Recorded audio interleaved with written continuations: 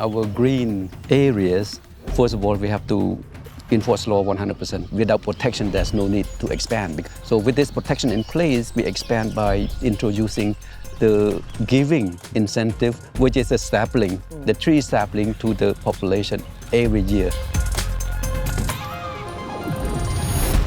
The development part, we are building a green destination that bring you back to the 12th century, have the Cambodian touch, the traditional and history touch in there as well.